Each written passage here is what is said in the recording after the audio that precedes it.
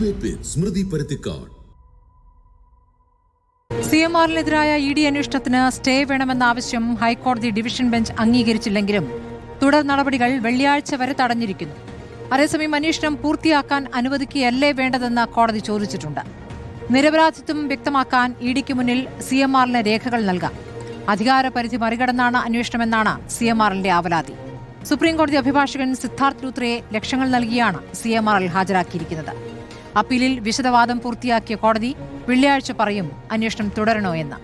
എന്നാൽ വീണ തൈക്കണ്ടിയുമായി ബന്ധപ്പെട്ട അന്വേഷണത്തിന് തടസ്സമില്ല.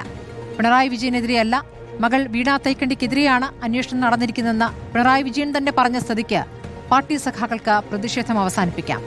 ഇതിനകം ജയിലിൽ പോയവർക്ക് ഉടനെ ഇറങ്ങാൻ പറ്റാത്ത വിധം വകുപ്പുകൾ ചുമത്തിക്കഴിഞ്ഞു. 1 മാസത്തിനകം കുറ്റപത്രം സമർപ്പിക്കാനുള്ള നീക്കത്തിലാണ് ED. കേസിൽപ്പെട്ട് ജയിലിൽ പോയ ഒരു സഖാവിന്റെ വീടിന്റെ അതിദരിദ്രമായ ചുറ്റുപാട് കേരളം കണ്ടത് കഴിഞ്ഞ ദിവസമാണ്.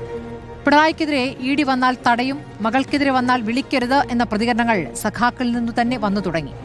വീണ തൈക്കണ്ടിക്ക് ഉടൻ സമൻസ് നൽകുമെന്ന വാർത്തകൾക്കിടെ ED ഇനി എവിടേക്ക് എന്നതാണ് ചോദ്യം.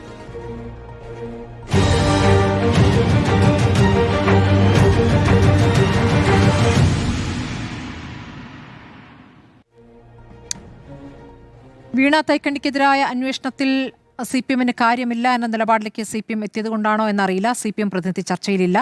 രാജു പി നായരാണ് കോൺഗ്രസ് പ്രതിനിധിയായിട്ടുള്ളത്. M ജയചന്ദ്രൻ ഇടത് സഹയാത്രികൻ, പകരം അഡ്വക്കേറ്റ് ഷോൺ ജോർജ് BJP പ്രതിനിധി, അഡ്വക്കേറ്റ് പ്രശാന്ത് പത്മനാഭൻ നിയമവിദഗ്ധൻ, ആനന്ദ് കൊച്ചുകൂടി മാധ്യമപ്രവർത്തകൻ എന്നിവരാണ് ചർച്ചയിലുള്ളത്. ആദ്യം ഞാൻ ശ്രീ പ്രശാന്ത് പത്മനാഭനിലേക്ക് പോവുകയാണ്.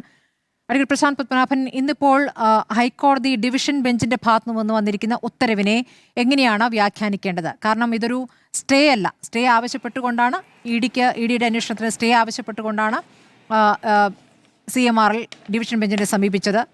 അന്വേഷണം തുടരാമെന്ന് നേരത്തെ സിംഗിൾ ബെഞ്ച് ഉത്തരവിട്ടതായിരുന്നല്ലോ. പക്ഷേ ആ സ്റ്റേ ഇല്ല. പക്ഷേ വെള്ളിയാഴ്ച വരെ അന്വേഷണം വേണ്ട എന്നാണോ കോടതി പറഞ്ഞത്? അന്വേഷണം വരെ വെള്ളിയാഴ്ച വരെ ഒന്നും ചെയ്യരുത് എന്ന EDയോട് പറയുമ്പോൾ അതെന്താണ് അതിൽ നിന്ന് മനസ്സിലാക്കേണ്ടത്? അല്ല, ഇന്ന് വിധി വന്നിട്ടില്ല. ഇന്ന് വിശദമായ വാദം കേട്ടു. രാവിലെ മുതൽ ഏകദേശം 1-1.5 വരെ വാദം കേട്ടതിന് ശേഷം കോടതി വിധി പറയാനായിട്ട് വെള്ളിയാഴ്ചത്തേക്ക് വെച്ചിരിക്കുകയാണ്. അപ്പോൾ വിധി വരുന്നിടം വരെ പെട്ടെന്ന് ഇതിൽ തുടർ നടപടികൾ ഉണ്ടാകരുതെന്നുള്ള CMR-ന്റെ ആവശ്യം കോടതി അംഗീകരിച്ചിട്ട് വെള്ളിയാഴ്ച വിധി വരുന്നത് വരെ കാത്തിരിക്കാൻ, അതായത് കേസിൽ വന്നവർക്ക് വേണ്ടി മാത്രമായിട്ട് ആ ഉത്തരവ് കൊടുത്തിരിക്കുകയാണ്. അപ്പോൾ ഇതിനകത്ത് പ്രത്യേകിച്ച് കോടതി ബാക്കി ഓറലായിട്ടുള്ള ഒബ്സർവേഷൻസ്, കോടതിയിൽ വാദം നടന്നപ്പോൾ കോടതി ഒബ്സർവ് ചെയ്ത കാര്യങ്ങളൊന്നും വിധി എന്ന് പറയാനാവില്ല. വിധി ഇപ്പോൾ വരാനിരിക്കുന്നേ ഉള്ളൂ. വെള്ളിയാഴ്ചയാണ് വിധി വരുന്നത്. ഇതിലൊരു നിയമപ്രശ്നമാണ് CMR-ൽ ഉയർത്തിയത്. അതിൽ CMR-ൽ ഉയർത്തിയ പ്രശ്നം ഈ കള്ളപ്പണം വെളുപ്പിക്കൽ നിയമം എന്ന് പറയുന്നത് PMLA എന്ന് പറയുന്നത് അത് അട്രാക്റ്റ് ചെയ്യണമെങ്കിൽ ഈ ഒരു ഷെഡ്യൂൾഡ് ഒഫൻസ് എന്ന് പറയും. അതിൽ കുറേ കുറ്റകൃത്യങ്ങൾ, സാധാരണ കുറ്റകൃത്യങ്ങൾ, ഇന്ത്യൻ പീനൽ കോഡിലുള്ള കുറ്റകൃത്യങ്ങൾ, അല്ലെങ്കിൽ പ്രിവെൻഷൻ ഓഫ് കറപ്ഷൻ ആക്ടിനകത്തുള്ള കുറ്റകൃത്യങ്ങൾ, അങ്ങനെ ഒരു ഷെഡ്യൂൾ കൊടുത്തിട്ടുണ്ട്. ഈ അഴിമതി നിരോധന നിയമത്തിൽ പ്രിവെൻഷൻ ഓഫ് മണി ലോണ്ടറിങ് ആക്ടിനകത്ത് കൊടുത്തിരിക്കുന്ന ഷെഡ്യൂളിനകത്ത് വന്നിരിക്കുന്ന ഏതെങ്കിലും ഒരു കുറ്റകൃത്യം നടന്നിരിക്കണം. ആ കുറ്റകൃത്യം നടന്നതിൻ്റെ ഭാഗമായിട്ട് കിട്ടിയ പണം അത് കള്ളപ്പണമാണ്. ആ പണം മാർക്കറ്റിലേക്ക് ഇറക്കി അത് വെളുപ്പിക്കാൻ ശ്രമിച്ചു. അന്നേരമാണ് ഈ പ്രെഡിക്കേറ്റ് ഒഫൻസ് എന്ന് പറയുന്നത് ആദ്യം നടക്കുന്നത്. ആ ഷെഡ്യൂൾഡ് ഒഫൻസാണ്. അത് കഴിഞ്ഞ് ആ പണം അത് ശരിയായ മാർഗത്തിലൂടെ കിട്ടിയതാണെന്നുള്ള രീതിയിൽ അത് മാർക്കറ്റിൽ ഉപയോഗിക്കുമ്പോഴാണ് ഈ PMLA, ഈ മണി ലോണ്ടറിങ് ആക്ടിൻ്റെ വകുപ്പ് അട്രാക്റ്റ് ചെയ്യപ്പെടുന്നത്. അപ്പോൾ അതുകൊണ്ട് ആദ്യമേ ഒരു കുറ്റകൃത്യം രജിസ്റ്റർ ചെയ്യുന്നതിന് മുമ്പ് PMLA-യുടെ കീഴിലുള്ള നിയമ നടപടിക്ക് സാധുതയില്ല എന്നുള്ളതായിരുന്നു നിയമപരമായിട്ടുള്ള വാദം. ആ വാദത്തിൽ ഇന്ന് ഹൈക്കോടതി അത് കേട്ടുകൊണ്ടിരുന്നപ്പോൾ ചോദിച്ചത്, ഈ അന്വേഷണം നടക്കുന്ന വേളയിൽ എന്തെങ്കിലും ഒരു ഫ്രോഡ് കണ്ടെത്തുന്നു, പെട്ടെന്ന് തടയേണ്ട ഒരു അവസ്ഥ വരുന്നു. അപ്പോൾ PMLA-യുടെ കീഴിലുള്ള ഉദ്യോഗസ്ഥർ എൻഫോഴ്സ്മെൻറ്റ് ഡയറക്ടറേറ്റിന് പെട്ടെന്നൊരു ആക്ഷൻ എടുക്കാൻ മേലെ അതിൽ അറ്റാച്ച്മെൻറ്റ് പോലുള്ള കാര്യങ്ങൾ അല്ലെങ്കിൽ നോട്ടീസ് കൊടുക്കുന്നത് ആ ഒരു സ്റ്റേജിലേക്ക് പോകുന്നില്ലെന്ന് ചോദിച്ചു. പിന്നെ എൻഫോഴ്സ്മെൻറ്റ് ഡയറക്ടറേറ്റിന് വേണ്ടി വന്ന വക്കീൽ വാദിച്ചത് ECIR എന്ന് പറയും, അതായത് ഡയറിയിൽ കുറിച്ച് വെക്കുന്ന ചില കാര്യങ്ങൾ, അത് FIR-ന് തുല്യമല്ല, ഒരു കുറ്റകൃത്യം രജിസ്റ്റർ ചെയ്യുന്നത് പോലെ അല്ല. ആ നിയമത്തിൻ്റെ ആ സംവിധാനം പൂർണ്ണമായിട്ട് പ്രാവർത്തികമാകുന്നില്ല. അതിന് മുമ്പുള്ള ഒരു സ്റ്റേജാണ്. അതുകൊണ്ട് അത് വേറൊരു കുറ്റകൃത്യം നടന്നിട്ടുണ്ടോ ഇല്ലയോ എന്നുള്ള ആ ഒരു സ്റ്റേജിലേക്ക് പോയിട്ടില്ല. ഇത് ചോദ്യം ചെയ്യാനായിട്ട് വിളിച്ചു വരുത്തുകയായിരുന്നു എന്നുള്ളതാണ് ഒന്നാമത്തെ കാര്യം പറഞ്ഞത്. ECIR എന്നാൽ കേസ് എടുത്തു എന്നല്ലേ അർത്ഥമെന്ന് ED തിരിച്ചു ചോദിക്കുന്നുണ്ട്.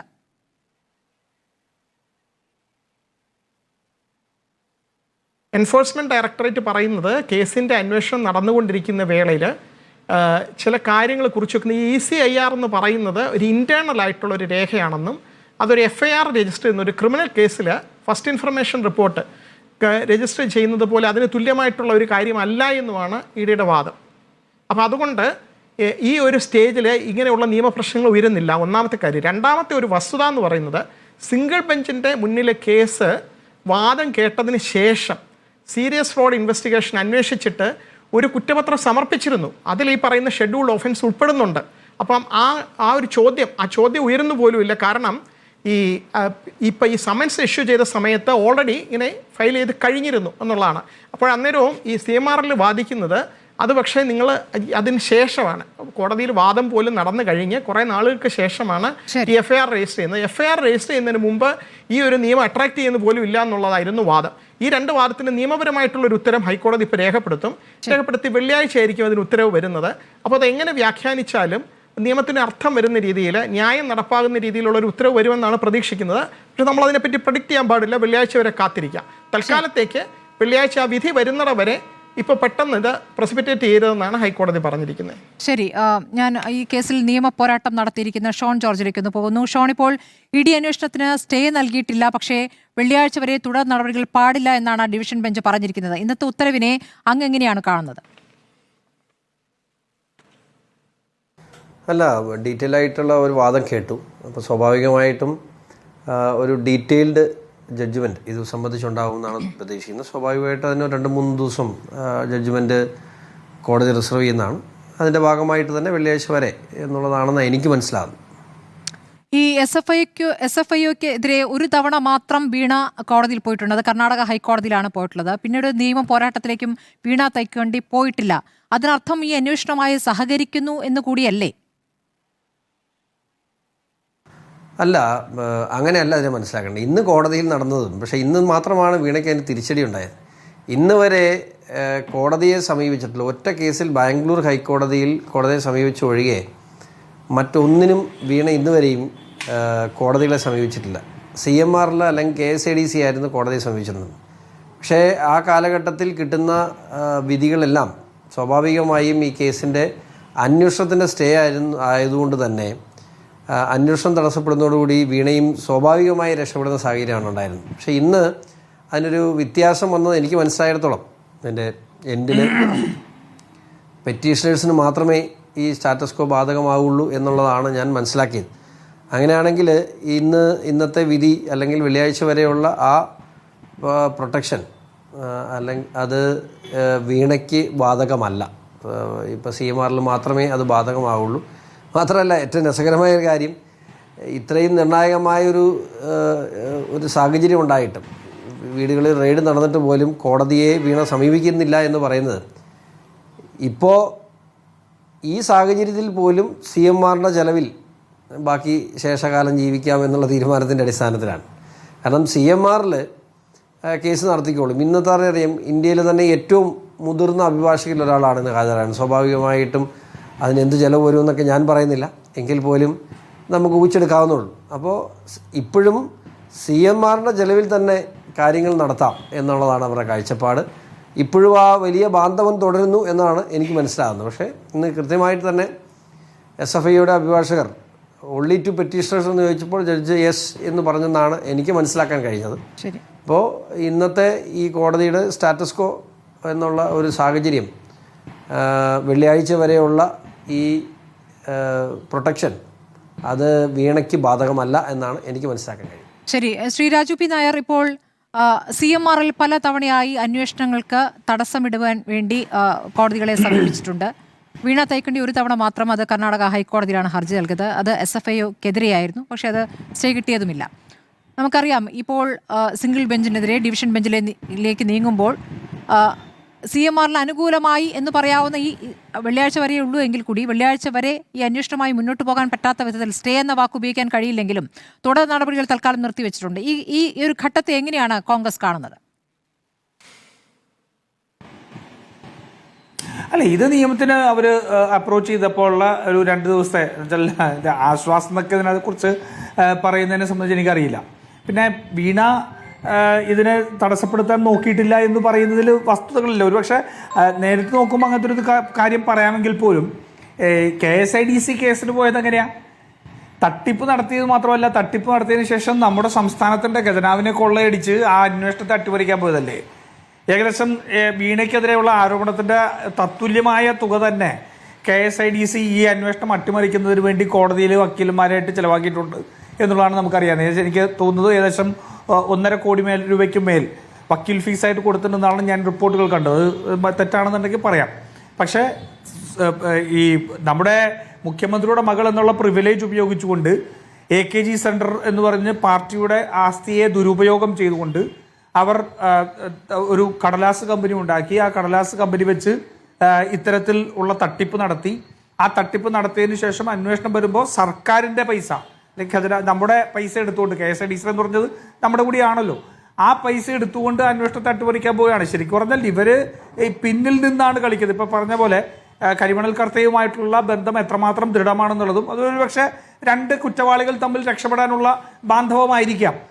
എന്താണെങ്കിലും അത്തരത്തിൽ ചേർന്ന് നിന്നുകൊണ്ടാണ് ഈ അന്വേഷണത്തെ അട്ടിമറിക്കാൻ വേണ്ടിയിട്ടുള്ള ശ്രമം നടത്തിക്കൊണ്ടിരിക്കുന്നത്. വളരെ കൃത്യമാണ്. പിന്നെ CPM പറഞ്ഞുകൊണ്ടിരിക്കുന്നതെല്ലാം എന്താണ്? CPM പറഞ്ഞുകൊണ്ടിരിക്കുന്നത് ഇത് എന്തോ സേവനം കൊടുത്തു, IT ബന്ധവുമായിട്ട് ബന്ധപ്പെട്ട് എക്സാലോജിക്കിൻ്റെ സേവനം കൊടുത്തു, ആ സേവനത്തിന് കിട്ടിയ പണം എന്നാണ്. ഇതിനകത്ത് സ്മൃതി ഒരു കാര്യം നമ്മൾ ഓർക്കണം. എക്സാലോജിക്കിന് കൊടുത്തിരുന്നത് മാസം 3 ലക്ഷം രൂപയാണെന്നാണ് എൻ്റെ ഓർമ്മ. എക്സാലോജിക് എന്ന് പറയുന്ന കമ്പനിക്ക് 5 ലക്ഷം രൂപ കൊടുത്തിരുന്നത് വീണ തൈക്കണ്ടിയുടെ അക്കൗണ്ടിലേക്കാണ്. മനസ്സിലായില്ലേ? വീണ തൈക്കണ്ടിയുടെ അക്കൗണ്ടിലേക്ക്. ഇപ്പം ഞാൻ CPM തൽക്കാലത്തെ വാദത്തിന്, ജയേന്ദ്രൻ സാർ അത് ക്ലാരിഫൈ ചെയ്യും എന്നുകൂടി ഉദ്ദേശിച്ചുകൊണ്ട് ഞാൻ ചോദിക്കുകയാണ്. CPM തൽക്കാലത്തെ വാദത്തിന് വേണ്ടിയിട്ട് ഈ പറയുന്ന എക്സാലോജിക് കമ്പനി കൊടുത്തിരുന്നത് IT സേവനമാണ്. എന്ത് സേവനമെന്ന് ഇപ്പോഴും നമുക്കറിയാൻ പാടില്ല. ഇനി പോട്ടെ, അങ്ങനെ ഒരു സേവനം കൊടുത്തിട്ടുണ്ടെന്ന് പറഞ്ഞാൽ പോലും വീണയുടെ അക്കൗണ്ടിലേക്ക് കിട്ടിയ 5 ലക്ഷം രൂപ എങ്ങനെയാണ്, എന്ത് സേവനത്തിൻ്റെ അടിസ്ഥാനത്തിലാണ്? ഒരു കമ്പനിയായിട്ട് പ്രത്യേകിച്ച് ഇത്രമാത്രം GST ഉൾപ്പെടെയുള്ള മുഴുവൻ ലീഗൽ കാര്യങ്ങളും കംപ്ലൈ ചെയ്യുന്ന ഒരു കമ്പനിയുമായിട്ട്, അതിൽ കംപ്ലൈ ചെയ്യുന്ന ഉദ്ദേശിക്കുന്നത് ഞാൻ വിത്തിൻ കോഡ്സ് ആണ്, ചെയ്യുന്നൊരു കമ്പനിയുമായിട്ട് 3 ലക്ഷം രൂപ അവിടെയും 5 ലക്ഷം രൂപ ഇവിടെയുമായിട്ട് മേടിക്കാൻ പറ്റില്ലല്ലോ. ഒരു എഗ്രിമെന്റ് ഉണ്ടെങ്കിൽ ആ കമ്പനിയുമായിട്ടുള്ള എഗ്രിമെന്റ് അല്ലേ. മെയിൽ ഇടപാടുകളിൽ എന്തെങ്കിലും ഒരു തെളിവ് വേണ്ടേ? പണം ഇടപാടുകളല്ലാതെ ഒന്നും മെയിലുകളിലും ഇല്ല എന്നുള്ളതാണ്. അല്ല, ഞാൻ തെളിവും ആ കാര്യത്തിലേക്കൊന്നും പോകുന്നില്ല. കാരണം ആൾക്കാർക്ക് പെട്ടെന്ന് മനസ്സിലാക്കാൻ വേണ്ടി 8 ലക്ഷം രൂപ വെച്ച് മേടിച്ചത് ഇത് എക്സാലോജിക്കിന്റെ അക്കൗണ്ടിലാണെന്നോ പലരും തെറ്റ് CPM ന്യായീകരിക്കാൻ ശ്രമിക്കുന്നു. അങ്ങനെയാണല്ലോ. 5 ലക്ഷം രൂപ വീണ തൈക്കണ്ടിയുടെ അക്കൗണ്ടിലേക്ക് മേടിച്ചുകൊണ്ടിരുന്നത് എന്തിനാണെന്നുള്ള ചോദ്യം അവിടെ നിൽക്കുകയല്ലേ. അപ്പോൾ അതവിടെ നിൽക്കുന്നു. പിന്നെ മാത്രമല്ല, SFIയുടെ കുറ്റപത്രം വായിച്ചാൽ വളരെ കൃത്യമായിട്ട് അതിനകത്ത് വീണ തൈക്കണ്ടിയുടെ ഇതിനകത്തുള്ള റോളിനെ സംബന്ധിച്ച് വളരെ കൃത്യമായിട്ട് പറയുന്നുണ്ട്. അപ്പം പലതരത്തിലുള്ളത്, ഞാൻ ഇപ്പോൾ കഴിഞ്ഞ ദിവസവും ഞാൻ ഷോൺ ജോർജിനോട് ചോദിച്ചൊരു ചോദ്യമുണ്ട്. എന്തിനാണ് ഇപ്പോഴും കേന്ദ്ര ഗവൺമെൻറ് ഇത്രമാത്രം ഇവർക്ക് പരിലാളനം നൽകിക്കൊണ്ടിരിക്കുന്നത്? GSTയുടെ ഇത് പ്രകാരം ഇപ്പോൾ എന്താ പ്രശ്നം? ചെയ്യാത്ത സേവനത്തിന് കരിമണൽ കർത്തയ്ക്ക് GST റേസ് ചെയ്തിരിക്കും, ഇൻവോയ്സ് റേസ് ചെയ്തിരിക്കാം. അത് വീണ തൈക്കണ്ടിയിൽ എടുത്തിട്ടുണ്ടോ എന്ന് എനിക്കറിയില്ല. എന്തായാലും എക്സാലോജിക്കിന്റെ പേരിൽ GST അടച്ചിട്ടുണ്ട് എന്നുള്ളതാണല്ലോ ഇവർ പറയുന്നത്. അപ്പോൾ ചെയ്യാത്ത സേവനത്തിന് അവർ ഇൻവോയ്സ് റേസ് ചെയ്തിട്ടുണ്ട്. GST നിയമപ്രകാരം എന്താ 132C ആണെന്നാണ് എൻ്റെ ഓർമ്മ. അതിനകം പ്രകാരം ചെയ്യാത്ത സേവനത്തിന് ഒരു GST ഇമ്പോർട്ട് ഒരു ടാക്സബിൾ ഇൻവോയ്സ് റേസ് ചെയ്താൽ അത് GST നിയമപ്രകാരം കുറ്റകരമാണ്. അത് അവരുടെ രജിസ്ട്രേഷൻ ക്യാൻസൽ ചെയ്യാം, അല്ലെങ്കിൽ അവർക്ക് പിഴ ഉണ്ടാവാം. ഇനി അതൊരു വേറൊരു പ്രശ്നമുണ്ട്. ഈ GST ഇൻവോയ്സിലുള്ള GST ഇൻപുട്ട് ഉണ്ടല്ലോ, കോമ്പണന്റ് ഉണ്ടല്ലോ, അത് ഈ പറയുന്ന മറ്റേ കമ്പനി അവരുടെ മുഴുവനായിട്ടുള്ള റിട്ടേൺസിൽ ഇൻപുട്ട് ടാക്സ് ക്രെഡിറ്റ് എടുത്തു കഴിഞ്ഞാൽ 5 വർഷം വരെ തടവ് ലഭിക്കാവുന്ന ക്രിമിനൽ കുറ്റമാണ്. 5 വർഷത്തിന് മേൽ തടവ് ലഭിക്കാവുന്ന ക്രിമിനൽ കുറ്റമാണ്. അപ്പോൾ വീണ വിജയൻ കരിമണൽ കർത്തയുടെ പേരിൽ റേസ് ചെയ്തിരിക്കുന്ന GST ഇൻവോയ്സിൽ ഉള്ള GST കമ്പോണന്റ് ശശിധരൻ കർത്തയുടെ കമ്പനി CMRൽ ഇൻപുട്ട് ടാക്സ് ക്രെഡിറ്റ് എടുത്തിട്ടുണ്ടെങ്കിൽ GST നിയമപ്രകാരം ക്രിമിനൽ കുറ്റമാണ് 5 വർഷത്തിന് മേൽ. എന്തുകൊണ്ടാണ് ആ GST തട്ടിപ്പിന്റെ പേരിൽ വീണ വിജയനെതിരെ, തൈക്കണ്ടിക്കെതിരെ ഇതുവരെ കേസെടുക്കാത്തത്? അപ്പോൾ പല രീതിയിലുള്ള കുറ്റകൃത്യം ഇൻവോൾവ് ചെയ്തിട്ടുള്ള ഒരു വിഷയമാണ് അത്. തീർച്ചയായിട്ടും ഈ അന്വേഷണത്തെ തടസ്സപ്പെടുത്താൻ വേണ്ടി ഇവർ നടത്തുന്ന ശ്രമങ്ങളൊക്കെ ഉണ്ടാകും. പക്ഷേ ആ ശ്രമങ്ങളൊന്നും വിജയിക്കാൻ പോകുന്നില്ല എന്നുള്ളതാണ് SFIയുടെ കുറ്റപത്രം വായിച്ചാൽ നമുക്ക് ലഭ്യമാവുക. അത് തീർച്ചയായിട്ടും അടുത്ത 2 ദിവസം കൂടി അവർക്ക് ഒരുപക്ഷെ അവർക്ക് ആശ്വാസം എന്നൊക്കെ പറയാം എന്ന് മാത്രമേ ഉള്ളൂ എന്നാണ് എൻ്റെ ധാരണ. ശ്രീ ജയേന്ദ്രൻ, ഇപ്പോൾ പിണറായി വിജയന്റെ വീടിന് നേരെ നടന്ന പ്രതിഷേധം നമ്മൾ കണ്ടതാണ്. ആ പ്രതിഷേധം പിണറായി വിജയനെതിരെ ED വരുന്നു എന്നുള്ള തെറ്റിദ്ധാരണയിൽ നിന്നുണ്ടായതാണ് എന്നൊരു ബോധ്യത്തിലേക്ക് പാർട്ടി എത്തിയിട്ടുണ്ടോ? അതാണോ മനസ്സിലാക്കേണ്ടത്? ഇപ്പോൾ ഈ വിഷയത്തിൽ CPM പ്രതിനിധികൾ ആരും ചർച്ചയ്ക്ക് വരുന്നില്ല. ഈ വിഷയത്തിൽ വീണയ്ക്കെതിരെയാണെങ്കിൽ അന്വേഷണമെങ്കിൽ അത് വീണ നേരിടട്ടെ, പിണറായി വിജയന് എതിരെയാണ് ED വരുന്നതെങ്കിൽ അപ്പോൾ നോക്കാം, അല്ലാതെ വീണയ്ക്ക് വേണ്ടി ഞങ്ങളെ വിളിക്കരുത് എന്ന ചില പാർട്ടി സഖാക്കൾ കൊല്ലത്തു നിന്നുമൊക്കെ അത്തരം ചില പ്രതികരണങ്ങൾ വന്നായി നമ്മൾ കേൾക്കുകയും ചെയ്യുന്നു. അപ്പോൾ അങ്ങനെ ഒരു ബോധ്യത്തിലേക്ക് പിണറായി വിജയൻ തന്നെ പറയുന്നു തന്നെ ചോദ്യം ചെയ്തിട്ടില്ല എന്ന്, അങ്ങനെ ഒരു ബോധ്യത്തിലേക്ക് പാർട്ടി എത്തി എന്നാണോ മനസ്സിലാക്കേണ്ടത് ശ്രീ ജയേന്ദ്രൻ? സ്മൃതി, താങ്കളുടെ ചോദ്യത്തിൻ്റെ മറുപടിയിലേക്ക് വരുന്നതിന് മുമ്പ് ശ്രീ രാജു പി നായർ എന്നോടായിട്ട് ഒരു സജഷൻ വെച്ചിരുന്നല്ലോ. അതിനും കൂടെ പറഞ്ഞിട്ട് ഞാൻ താങ്കളുടെ ചോദ്യത്തിന് മറുപടിയിലേക്ക് വരാമെന്ന് വിചാരിക്കുന്നു. ശരി. ഇപ്പം ഈ CMRൽ ED CMRനെതിരെ ഇനിഷ്യേറ്റ് ചെയ്തിരിക്കുന്ന കേസ് അത് തന്നെ അടിസ്ഥാനരഹിതമാണ്. അത്ര ഒരു കേസുമായി മുമ്പോട്ട് പോകാൻ EDക്ക് അധികാരമില്ല എന്നുള്ളതാണ് EDക്കെതിരെ CMRൽ പ്രധാനമായും വാദിക്കുന്നത്. അതിപ്പോൾ ശ്രീ അഡ്വക്കേറ്റ് പ്രശാന്ത് പത്മനാഭൻ ശരിയായി ചൂണ്ടിക്കാണിച്ചതുപോലെ പ്രശ്നം എന്താണെന്ന് വെച്ചാൽ ഷെഡ്യൂൾഡ് ഒഫൻസ് ഇല്ല. അതാണ് പ്രശ്നം. ഈ EDക്ക് നേരിട്ട് PMLA കേസെടുക്കാൻ ഒരു നിയമവും അധികാരം നൽകുന്നില്ല. ഷെഡ്യൂൾഡ് ഒഫൻസ് ഉണ്ടെങ്കിൽ അതുവഴി കള്ളപ്പണം സമ്പാദിച്ചിട്ടുണ്ടെങ്കിൽ അല്ലെങ്കിൽ പണം വെളുപ്പിക്കൽ നടന്നിട്ടുണ്ടെന്ന് ഉണ്ടെങ്കിൽ അത്തരം സാഹചര്യത്തിൽ മാത്രമേ EDക്ക് അതുമായി മുമ്പോട്ട് പോകാൻ കഴിയൂ. ഇവിടെ അത്ര ഒരു ഒഫൻസ് ഇല്ലാത്തതിന് കാരണം CMRനെ സംബന്ധിച്ചോളം അവരുടെ കേസ് സെറ്റിൽ ചെയ്ത് കഴിഞ്ഞതാണ്. എപ്പോൾ? 2023 ജൂൺ മാസം 12 സെറ്റിൽ ചെയ്തതാണ് ആ കേസ്. അപ്പോൾ അന്ന് സെറ്റിൽ ചെയ്തത് എങ്ങനെയായിരുന്നു? 73 കോടി രൂപ ബിസിനസ് പ്രൊമോഷനാണെന്ന് CMRൽ കൊടുത്ത അപ്പീലിൽ പറഞ്ഞത് അംഗീകരിച്ചുകൊണ്ട് അതിന് 30% വാങ്ങി കോമ്പൗണ്ട് ചെയ്തു. 22,01,40,000 രൂപ പെനാൽറ്റി അടപ്പിച്ചുകൊണ്ട് ആ കേസ് കോമ്പൗണ്ട് ചെയ്യുകയാണ്, അവസാനിപ്പിക്കുകയാണ് ചെയ്തത്. പക്ഷേ ആ വർഷം ഒടുവിൽ ഷോൺ ജോർജാണ് കമ്പനികാര്യ മന്ത്രാലയത്തിൽ SFIക്ക് കേസ് കൈമാറണം എന്ന് പറഞ്ഞ് പരാതി കൊടുക്കുന്നത്. പരാതി കൊടുത്തു കഴിഞ്ഞിട്ട് അതിൻ്റെ തുടർ നടപടികളായിട്ടാണ് പിന്നീട് ഉണ്ടാവുന്നത്. ഇപ്പോൾ ഈ കേസ് ED ഏറ്റെടുക്കുമ്പോൾ SFIയുടെ അവിടെ നിൽക്കുന്നത് ഡൽഹി റൌസ് അവന്യൂ കോടതി അത് സ്റ്റേ ചെയ്തിരിക്കുകയാണല്ലോ നിലവിൽ. ആ കാര്യം അവിടെ നിൽക്കട്ടെ. പക്ഷേ ഇവിടെ അതാണ് CMR ചോദ്യം ചെയ്യുന്നത്. ഇവിടെ ഒരു ഷെഡ്യൂൾ ഒഫൻസ് ഇല്ല, പിന്നെ എങ്ങനെയാണ് PMLA അട്രാക്ട് ചെയ്യുമെന്ന് ഇവർ പറഞ്ഞുകൊണ്ട് നടന്നാൽ മതിയോ? ഇവർക്കത് പ്രൂവ് ചെയ്യാൻ കഴിയണ്ടേ? അതുകൊണ്ടാണ് കോടതി വെള്ളിയാഴ്ചത്തേക്ക് മാറ്റിവെച്ചത് ഇക്കാര്യം. അതാണ് അതിനകത്ത് ഏറ്റവും സുപ്രധാനമായ കാര്യം. അത് തന്നെയാണ് കോടതി അതിന്റെ മെറിറ്റിലേക്ക് കടന്നിട്ടില്ല എന്നാണ് ഞാൻ മനസ്സിലാക്കുന്നത് ശ്രീ ജയേന്ദ്രൻ. കോടതി കേസിന്റെ മെറിറ്റിലേക്കൊന്നും കടന്നിട്ടില്ല, വാദം മുഴുവൻ കേട്ടു. കോടതി ഇന്ന് അതിന്റെ മെറിറ്റിലേക്കൊന്നും കടന്നിട്ടില്ല, വാദം കേൾക്കുന്നു. കോടതി കേസ് മെറിറ്റിലേക്ക് കടന്നോ ഇല്ലെന്ന് ഞാൻ പറഞ്ഞില്ല. അതുകൊണ്ടാണ് പറഞ്ഞില്ലല്ലോ ഞാൻ മെറിറ്റിലേക്ക് കടന്നോ ഇല്ലയോ എന്നുള്ളത്. അഡ്വക്കേറ്റ് പ്രശാന്ത് പത്മനാഭനോട് താങ്കൾ ആദ്യം ചോദിച്ചതിന് മറുപടി അദ്ദേഹം തന്നെ തന്നു കഴിഞ്ഞതാണല്ലോ. അതേ കാര്യമേ ഞാനിവിടെ ആവർത്തിച്ചുള്ളൂ, മറ്റൊന്നും ഞാൻ ചെയ്തിട്ടില്ല. ഇതാണ് അവിടെ ഒരു ഷെഡ്യൂൾഡ് ഒഫൻസ് ഇല്ല എന്നുള്ളതാണ് അദ്ദേഹം പറഞ്ഞു തുടങ്ങിയത് തന്നെ, അല്ലേ? ഞാനും ആ കാര്യമാണ് എൻഡോഴ്സ് ചെയ്തത്, കൂടുതലായിട്ട് ഞാനൊന്നും പറഞ്ഞിട്ടില്ല. ഇനി താങ്കളുടെ ചോദ്യത്തിലേക്ക് വന്നാൽ ഇത് പിണറായി വിജയനെ ബാധിക്കുന്ന കേസല്ല. വീണ ഒറ്റയ്ക്ക് നേരിട്ടാൽ മതി, അങ്ങനെ ചെയ്യേണ്ട കാര്യമേ ഉള്ളൂ.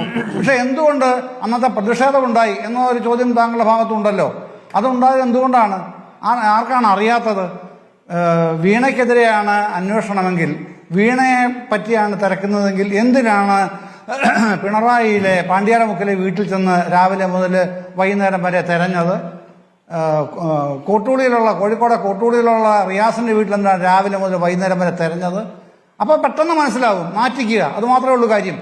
പരമാവധി നാറ്റിക്കുക. എന്താണ് ഏതാണെന്നുള്ളത് അറിയേണ്ട കാര്യമില്ല. ഇപ്പം ഇന്ന് ED കോടതി പറയേണ്ടി വന്നല്ലോ, ഞങ്ങൾ തെളിവ് ശേഖരിച്ചുകൊണ്ടിരിക്കുകയാണത്രേ എന്നാണ് ED പറഞ്ഞത്. കേട്ടില്ലേ? ഞങ്ങൾ തെളിവ് ശേഖരിക്കുകയാണ് എന്നാണ് പറയുന്നത്. ഇനി അതിനുവേണ്ടി വെള്ളിയാഴ്ചക്കകം ഒരുപക്ഷെ വീണയ്ക്ക് നോട്ടീസും കൊടുത്തേക്കാം, തെളിവ് ശേഖരണത്തിന് വിളിപ്പിക്കാമല്ലോ. അറസ്റ്റ് ചെയ്യാനൊന്നും കഴിയില്ല, അത് വേറെ കാര്യം. പിന്നെ തെളിവ് ശേഖരിക്കുന്നു പറഞ്ഞ് വിളിച്ചിട്ട് അറസ്റ്റ് ചെയ്യാൻ കഴിയില്ല ഇടിക്ക്. അത് മറ്റൊരു കാര്യം. പക്ഷേ നോട്ടീസ് കൊടുത്ത് വിളിപ്പിക്കാൻ കഴിയും, തെളിവെടുക്കാൻ കഴിയും, അതൊക്കെ കഴിയും. അത്തരത്തിലുള്ള പണിയാണല്ലോ ഇഡി കാണിച്ചുകൊണ്ടിരിക്കുന്നത്. അത്തരത്തിൽ പൊളിറ്റിക്കൽ വെൻഡേറ്റ എന്ന് കൃത്യമായി കാണാവുന്ന തരത്തിലുള്ള കാര്യങ്ങളാണ് ഇപ്പൊ കാണുന്നത്. ഇതിൽ രാഷ്ട്രീയമായി അങ്ങ് പറഞ്ഞ പോലെ നാണം കെടുത്തുക എന്ന ഉദ്ദേശത്തോടു കൂടി ചെയ്യുന്ന കാര്യമൊക്കെ ആണെങ്കിൽ ഇതിൽ പിണറായി വിജയനോ അല്ലെങ്കിൽ വീണ തൈക്കണ്ടിയോ ജനങ്ങളോട് ഇത് വിശദീകരിക്കേണ്ടതല്ലേ? വീണ തൈക്കണ്ടിക്ക് ജനങ്ങളോട് ഒരു ബാധ്യതയില്ല എന്നൊക്കെ പറയാം, പക്ഷേ പിണറായി വിജയന്റെ മകൾ എന്ന നിലയ്ക്കാണ് ഈ കേസ് വന്നതെന്ന് തന്നെയാണ് നിങ്ങളുടെയും വാദം അല്ലേ? പിണറായി വിജയൻ ഇതുവരെ ഈ കേസുമായി ബന്ധപ്പെട്ട് ഒരു വിശദീകരണം ജനങ്ങളോട് മാധ്യമങ്ങൾ വഴി നൽകിയിട്ടുണ്ടോ? ഇതിൽ പാർട്ടിയാണ് വിശദീകരണം നൽകിക്കൊണ്ടിരിക്കുന്നത്, പാർട്ടിയാണ് ഈ കേസുമായി ബന്ധപ്പെട്ട കാര്യങ്ങൾ പറഞ്ഞുകൊണ്ടിരിക്കുന്നത്. എന്തുകൊണ്ട് പിണറായി വിജയൻ ജനങ്ങളോട് ഇത് വിശദീകരിക്കുന്നില്ല? അല്ല, ഇത് മറ്റൊരു മാധ്യമ വക്രീകരണം തന്നെയാണിത്. താങ്കളുടെ ഈ ചോദ്യം അതെങ്ങനെയാണ്? 2006 മാർച്ച് 1 അതാ പറയുന്നത്. 2006 മാർച്ച് 1 ഉമ്മൻചാണ്ടിയുടെ മന്ത്രിസഭയുടെ അവസാനത്തെ ക്യാബിനറ്റ് മീറ്റിംഗ്. ആ മീറ്റിംഗിലാണ് ലാവ്ലിൻ കേസ് CBIക്ക് വിടുന്നത്. അന്ന് മുതൽ പിന്നെ CBI കേസിന്റെ പ്രത്യേക കോടതിയാണല്ലോ കൈകാര്യം ചെയ്തത്. പിന്നെ അതിന്റെ വിധി വന്നത് 2013 നവംബർ 5-നുമാണ്. ആ സമയം വരെ എത്രയോ ചർച്ചകൾ നടന്നു, ചാനലുകളിലും പത്രമാധ്യമങ്ങളിലും അടക്കം ചർച്ച നടന്നു. എന്നെങ്കിലും പിണറായി വിജയൻ പ്രതികരിച്ച ഒരു ഇൻസിഡന്റ് ഒന്ന് ചൂണ്ടിക്കാണിക്കാമോ സ്മൃതിക്ക്? പാർട്ടി അതിനെല്ലാം മറുപടി പറഞ്ഞിട്ടുണ്ട്.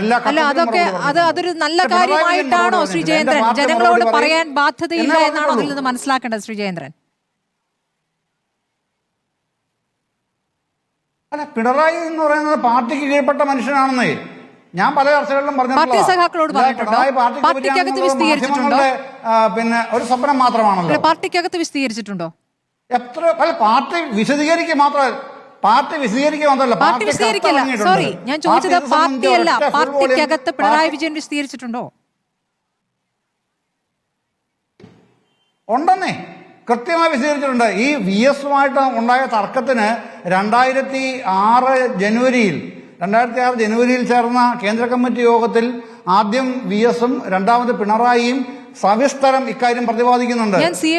അവസാനം തീരുമാനമെടുക്കുന്നത് 2 പേർക്ക് മത്സരിക്കാം. ഞാൻ CMRL കേസാണ് ശ്രീ ജയേന്ദ്രൻ ചോദിച്ചത്. CMRL എക്സാലോജിക് കേസാണ് ഞാൻ ചോദിച്ചത്. CMRL എക്സാലോജിക് കേസാണ് ഞാൻ ചോദിച്ചത്. പാർട്ടിക്കകത്ത് പിണറായി വിജയൻ ഇത് വിശദീകരിച്ചിട്ടുണ്ടോ? തന്റെ മകൾക്കെതിരെ വന്നിരിക്കുന്ന ഈ കേസിന്റെ വഴി അത് ഏത് രൂപത്തിലാണ് എന്നുള്ള കാര്യം പിണറായി വിജയൻ പാർട്ടിക്കകത്ത് വിശദീകരിച്ചിട്ടുണ്ടോ എന്നാണ് ചോദ്യം. ആണോ? അന്ന് പാർട്ടിക്കകത്ത് വിശദീകരിച്ചതായിട്ട് ഒരു വാർത്ത പോലും പുറത്തേക്ക് വന്നിട്ടില്ല. ആണോ? അങ്ങേക്കറിയുമോ എന്താണ് വിശദീകരിച്ചതെന്ന്? അറിയാൻ കൗതുകമുണ്ട്. അതുകൊണ്ടാണ് നമ്മൾ ആഗ്രഹിക്കുന്ന കാര്യം തരുമോ? നമ്മൾ ആഗ്രഹിക്കുന്നുള്ളല്ലോ. അദ്ദേഹം ഒരു പൊതുപ്രവർത്തകരാണ്. പൊതുപ്രവർത്തകന്റെ മകൾക്ക് ഈ തരത്തിൽ എല്ലാ തരത്തിലുള്ള സഹായവും നിർലോഭം CMRL MD-യിൽ നിന്ന് ലഭിക്കുമ്പോൾ അതെന്താണെന്ന് വിശദീകരിക്കേണ്ടി വരും. CMRL MD-യുമായി ഈ 2 കമ്പനികളിൽ നിന്നുള്ള കരാർ എന്ന് പറയുമ്പോൾ അതിനു മുൻപ് തന്നെ, കമ്പനി കരാറിന് മുൻപ് തന്നെ 2 തവണകളിലായി 50 ലക്ഷം വായ്പ നൽകാൻ എന്താണ് ആ ബന്ധം? ഇവിടെ വായ്പ നൽകാൻ ഇവിടെ പാർട്ടിയുടേതായിട്ടുള്ള സഹകരണ ബാങ്കുകളൊക്കെ ഉണ്ടല്ലോ, സൊസൈറ്റികളുണ്ടല്ലോ. എന്തുകൊണ്ട് അവിടെ നിന്ന് പണം വാങ്ങാൻ തീരുമാനിച്ചില്ല? എന്തുകൊണ്ട് ഈ പറയുന്ന എംപവർ ഇന്ത്യ എന്ന ഈ CMRL MD-യുടെ തന്നെ കമ്പനിയിൽ നിന്ന് കടം വാങ്ങാൻ തീരുമാനിക്കുന്നു? അതൊക്കെ അറിയണ്ടേ ജനങ്ങൾക്ക്?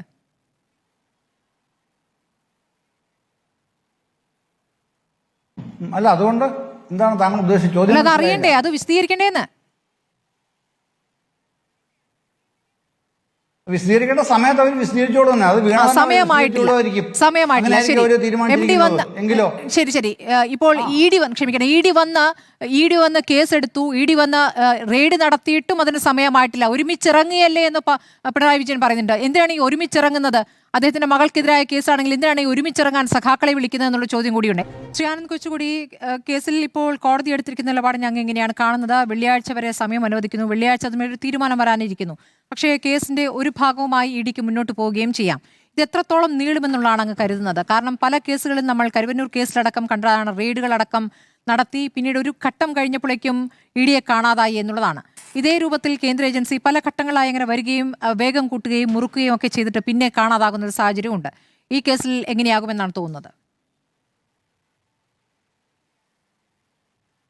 അല്ല, മുമ്പ് കരുവന്നൂർ കേസ് പോലെയുള്ള കേസുകളിൽ ഇ ഡി വരുമ്പോൾ ഇവിടെ പിണറായി വിജയൻ മുഖ്യമന്ത്രിയായിരുന്നു. അത് വലിയൊരു വ്യത്യാസമാണ്, ആ ഒരു കാലഘട്ടത്തെ ഇപ്പോഴത്തെയും തമ്മിലുള്ള വ്യത്യാസം.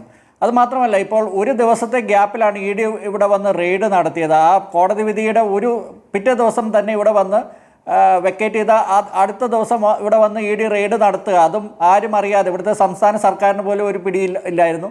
അതും 12 സ്ഥലങ്ങളിൽ റെയ്ഡ് നടത്തുക എന്നൊക്കെ പറഞ്ഞാൽ ഇ ഡി മീൻസ് ബിസിനസ് എന്നാണ് എനിക്ക് തോന്നുന്നത്.